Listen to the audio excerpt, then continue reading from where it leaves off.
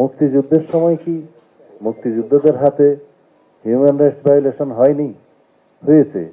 কিন্তু আমি এটি এখানে এই জন্যই বলতে চাচ্ছি, যদি মুক্তিযুদ্ধের সময় মুক্তিযোদ্ধাদের ক্ষেত্রে যদি হিউম্যান রাইটস ভায়োলেশনটা আমরা সেইভাবে everything is fair in love and war বলি, ইন পলিটিক্স বলি, তা আমরা যদি জুলাই গণ অভ্যুত্থানের যারা অভ্যুত্থানে অংশ নিয়েছেন, নেতৃত্ব দিয়েছেন, তাদের হাতে যদি সার্টেন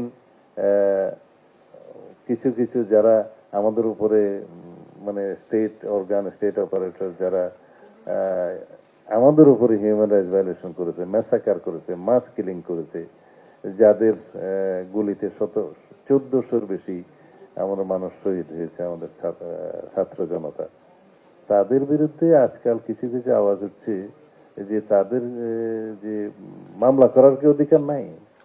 কেন আপনারা ইন্ডেমনিটি দিলেন? কেন জুলাই জাতীয় সনদে একটা দফার মধ্যে তাদেরকে ইন্ডেমনিটি দেয়া হলো? তো এটাকে আপনি হিউম্যান রাইটস ভায়োলেশন ধরবেন? যুদ্ধের ময়দানে যারা আমার বিরুদ্ধে যুদ্ধ করছে তাদের বিরুদ্ধে যদি আমার কোনো কর্মকাণ্ড হিউম্যান রাইটস ভায়োলেশন অন্তর্ভুক্ত হয়, সেটা তো everything is fair in love and war. তো সেই জন্য সেই ইন্ডেমনিটিকে আমরা সমর্থন করেছি।